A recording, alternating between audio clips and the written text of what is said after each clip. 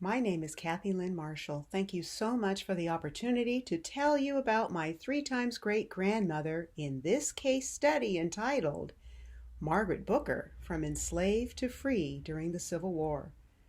My motto is, if we want an inclusive American history, we must research and write our history.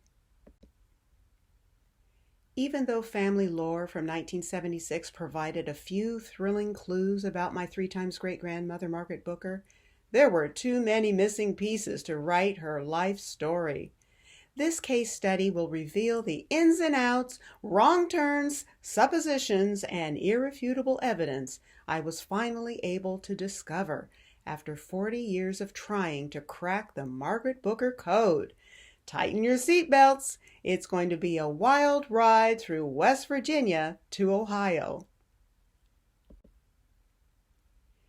My passion for genealogy began in 1976 when my great-uncle George Booker and his wife Geraldine became my cross-country pen pals.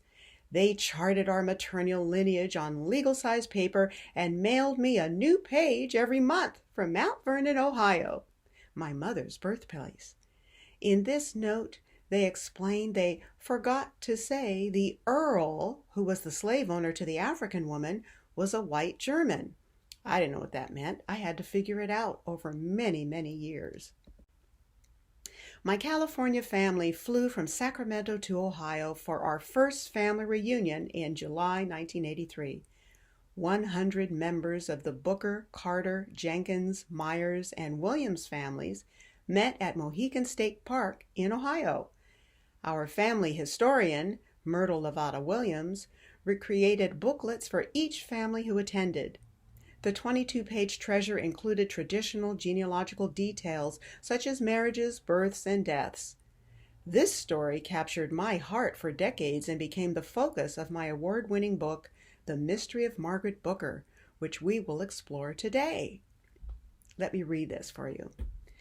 After President Abraham Lincoln signed the Emancipation Proclamation on January 1, 1863, the plantation owner freed Margaret Booker and her 5 children, and he also gave her a buckboard and I assume the horse that pulled the wagon. This is being written by Lavada Williams.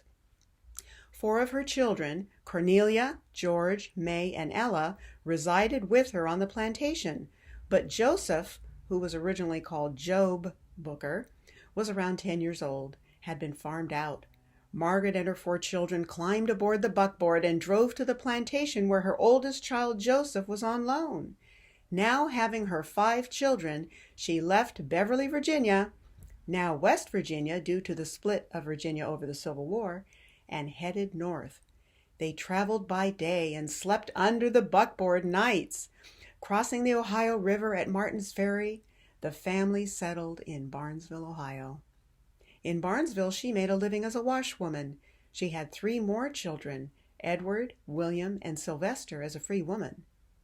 Margaret Booker was born in slavery, February 1834, and died sometime after 1900 in Barnesville, Ohio. While she was a slave, she was tied to a tree and horsewhipped because she refused to lay with a master after having just birthed his 5th child with her. She died with the whip marks on her back.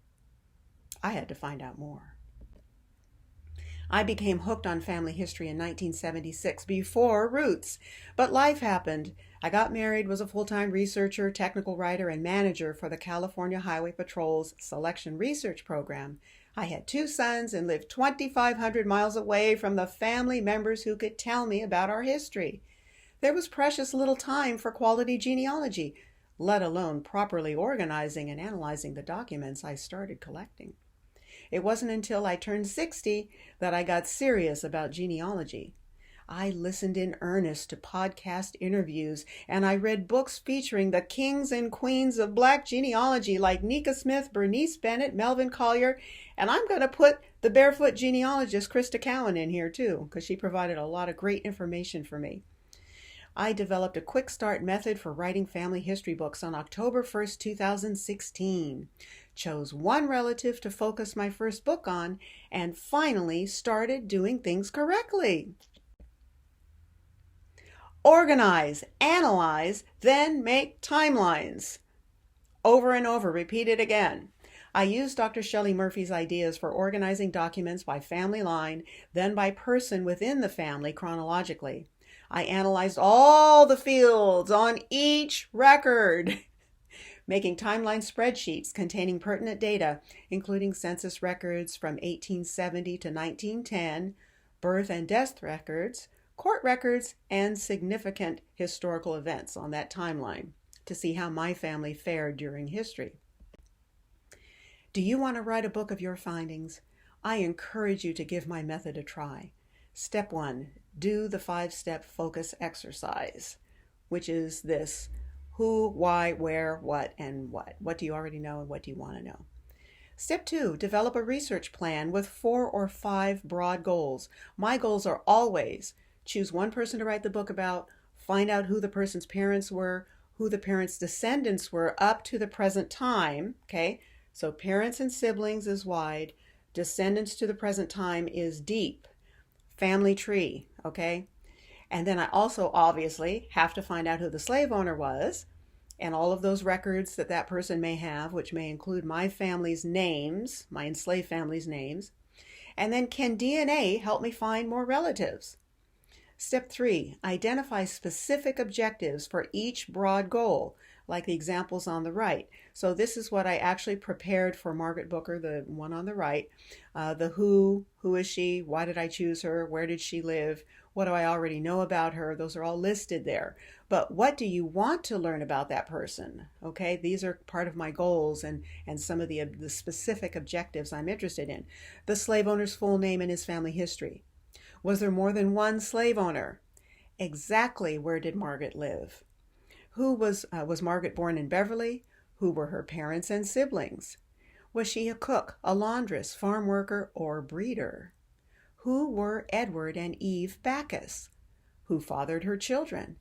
What is the derivation of her Booker surname anyway? How did she travel from West Virginia to Ohio during Civil War fighting? How did she live once in Ohio? What happened to her children? And can DNA prove familial connections with European and Africans? Well, here's a little what I learned from the 1870 census. Margaret Booker was living in Barnesville, Ohio with my great-great-grandfather, Job, now called Joseph, George, May, and Ella. They were all born in Beverly, Virginia, which became West Virginia. Cornelia was a live-in maid elsewhere in 1870. That's why she doesn't appear here. Were all 5 kids fathered by the enslaver? Job, who renamed himself Joseph, and George were students who were able to read but not write, which doesn't quite make sense to me, but Edward and William were born in Ohio to a different father. 79-year-old Edward Backus and his 70-year-old wife were also living with them. Who were they? Were the elders Margaret's parents? Even though the census only says Margaret was keeping house, she actually had a laundry business in her home, as did many Black women in Barnesville and other places. I needed to know more, up close and personal. In October 2019, I flew to Baltimore, Maryland to pick up a cherished book award at the Afro-American Genealogical and Historical Society conference in College Park. Since West Virginia was just next door, I took a 4-hour drive along winding roads to Beverly, Randolph County on the east side of West Virginia. It's the most beautiful place I had ever driven through during the fall. Woo! Caught in a rainstorm, I saw a building with a sign that read, "Welcome to Beverly." So I parked and sloshed inside. The dispatcher handed me a 3-inch binder of the town's history. I skimmed the pages. I noted that someone named Archibald Earle, E-A-R-L-E, donated 2 acres of his property for the main cemetery. I didn't know the exact name of the person who enslaved Margaret, but my elder pen pal Geraldine Booker thought the name was Earle, E-A-R-L-E. I vowed to scour every document in Beverly and the nearby county seat of Elkins to find enslavers named Earle and Booker. They recommended I visited the Beverly Heritage Museum. And here in this picture, you see the Stallknocker House, which we'll talk about in a second, and the Earle House, which is right next to the Tigert River. It was a gray, stormy Sunday afternoon. 2 hours before closing, I stepped back in time at the Beverly Heritage Center. Once I told the guy why I was there and who my family was, he excitedly showed me everything they had about African Americans there. Wasn't much.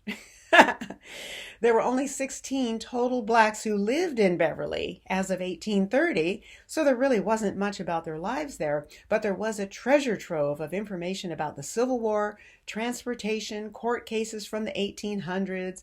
It's amazing. The building in this picture on the right, lower right, is the Beverly Heritage Center. It's like an amalgamation of 4 separate buildings, the old courthouse, the old general store, blah, blah, blah.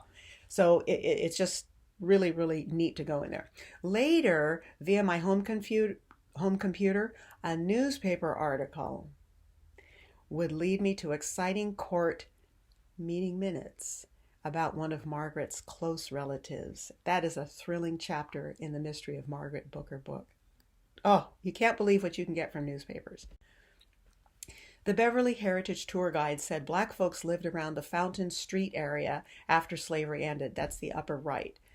After my tour, I drove through a pelting rain with my smart and trusty smartphone, videotaping the town. I imagined that the rundown wooden structures behind many houses were likely where the enslaved and newly freed had lived. My last morning in Beverly was spent at the courthouse. The head clerk showed me around the deed room and a small storage room where I could locate births, deaths, and plat maps. She cautioned me not to take photos with my smartphone. The woman was crazy. What do you mean? Not take pictures. I settled my laptop, notebook, and purse on a table and prepared myself mentally for hours of searching handwritten documents. But that didn't happen like I expected. I sat my computer bag on the round table shown in the picture. My eye trained on the only bright blue binder on the shelf. It was labeled Births 1853 to 1883. Inside the binder was an unattached single-page listing slave births and their owners. What? A slave named Margaret, with 2 T's, was at the bottom of the list. Margaret's owner was listed as J.B. Earle, E-A-R-L-E. The original birth document on page 26 could not be found in Book 1. None of the original slave documents were in Book 1. Well, I was still thrilled with the secondary typed information. I hit the jackpot at the start of my research. That document was the first to associate my 3 times great-grandmother's name with an enslaver named Earle. The ancestors want their story told, you better believe it. I spent the next 4 hours writing down every slave and enslaver record I found, constructing a 200-person database of African Americans in Randolph County. I shared this with the Beverly Heritage Center executive director and served as a consultant for a marvelous African American exhibit they prepared showing opening in 2022. Oh my gosh, this is it. Celebrate your research. This is what it's all about. Spreading the word, letting other people know about your heritage. The Beverly Heritage Center created an African Americans in Randolph County exhibit on Juneteenth, 2022, and here's my family. We represented Margaret. It was so exciting and thrilling. So at the left is the lady I still call our family historian, M. Myrtle Lavada Williams. She kind of gave up that mantle and I kind of assumed it, but to my mind, she's still the family historian. Then that's me, cousin Suzanne, cousin Nathan, and cousin Julie. They all came in from different parts, Ohio and Georgia and California. It was really, really thrilling. Now this room, this exhibit had, on the left, you see this, it's like a 6-foot tall poster of our family and who they were. The lady in the middle of this picture, I don't know if you can see her, but between me and Lavada is Reba Williams. She was also an amazing family historian, lived to be 107 years old, was famous at 106 on the Jay Leno show. Stuff happens, folks. Okay, please time travel with me for a moment, if you would. In March 2020, on a sunny Saturday morning, I had the overwhelming urge to check the Beverly Heritage Center's Facebook page. I was happily surprised to learn they were offering history slideshows online during the COVID epidemic. One red rimmed slide stole my attention. A woman named Margaret with two T's. What? Was that my great-great-great-grandmother Margaret Booker? Sure enough, it was a bill of sale written in 1846 for a 12-year-old girl named Margaret who was born around 1834. Mine. A man named John Stallnacker sold the girl and her future increase, which means any children she might have, to Elizabeth S. Earl for $1. Elizabeth was married to John B. Earl. When Elizabeth died in 1851, my Margaret became John Earl's sole property. Well, she became the sole property of John Earl. She began having children shortly thereafter, likely by her enslaver. He seemed to have a preference for the number 5. John Earl had 5 children with each of his 3 wives and, according to family lore, 5 by Margaret. This telling source was from the Oaths and Licenses book. Who would think of looking for a bill of sale there? Always look through your sources, folks, and never give up. And always look and relook, go back and look at the sources that you looked at last year, because stuff is being digitized now and you can find the pearls of wisdom. Okay, now this gets a bit complicated. I have to tease the truth out of various documents. Of course, every woman in that town was named Margaret or Elizabeth. So I shall continue to indicate my Margaret with 2 T's. The 1846 bill of sale revealed that my Margaret had 4 enslavers. The chart at the right, up above, attempts to clarify the players.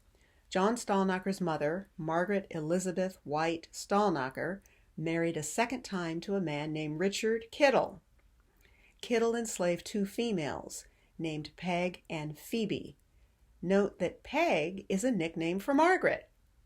They called her Ginger Cake Peg because the 6-foot-tall African, this is how she's described in a book, carried ginger cakes on a plate on her head, as Africans do, right?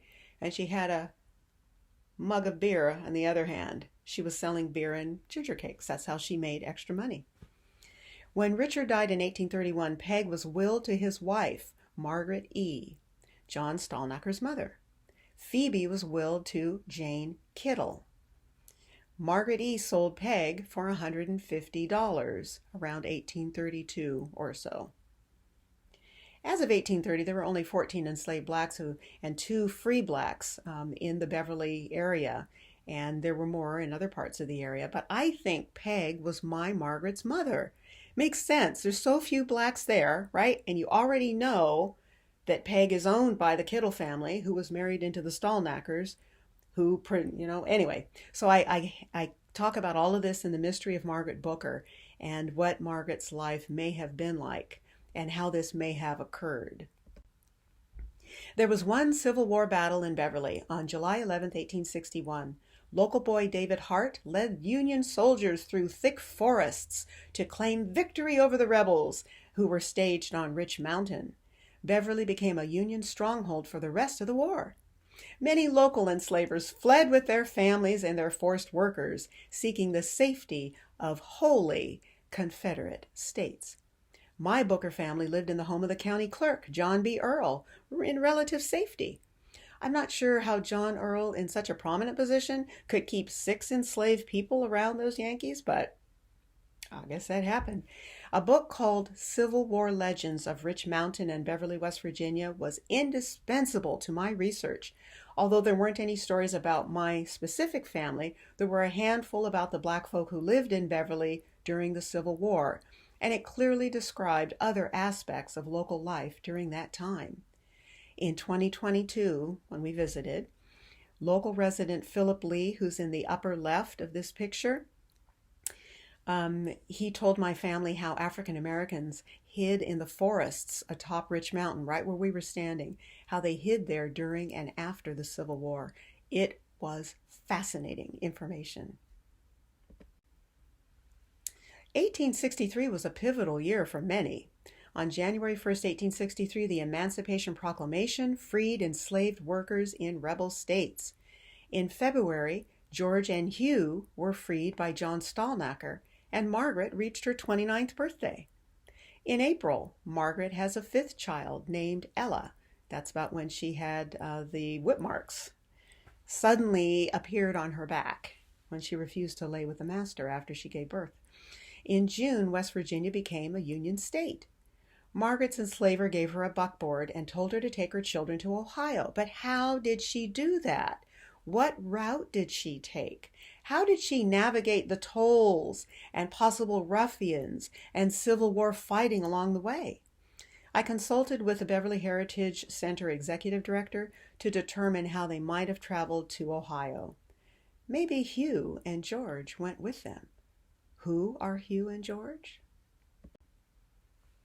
John Stallnacker owned two slaves named George and Hugh since 1830. They were under 10 as of 1830. John freed both men in his February 1863 will upon his death. And John bequeathed the leftovers of his estate after his children took their share to George and Hugh. Was that due to a familial relationship or just thanks for their loyalty? What does that have to do with the Booker name? Nothing. But our family has plenty of Booker DNA matches from Virginia, Cumberland, Westmoreland especially. I'm still researching that question. Where did the Booker name come from? This is an amazing story.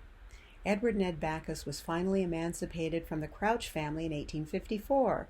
After many court hearings in Beverly, the Crouches refused to free Edward's wife, Eve, and her two daughters. A series of articles from newspapers east of the Mississippi told the entire amazing story. Names, places, and why Edward traveled from Beverly to the Fusion, now called Republican, convention in Ravenna, Ohio. The articles told how Edward got a lawyer to pay $500 to free the rest of his family and reunite them in Ohio. In 1860, Edward's family was safe in Mount Union, Starks County, Ohio. They migrated to Barnesville, a Quaker town near an Underground Railroad hub. Barnesville became a haven for black folk, many of whom later moved to Mount Vernon, Ohio, and other places in central Ohio. It's possible that Edward and Eve were already living in Barnesville by 1863 and welcomed Margaret and her children to live with them. But what was Edward's relationship to Margaret, and where did Margaret get the Booker name?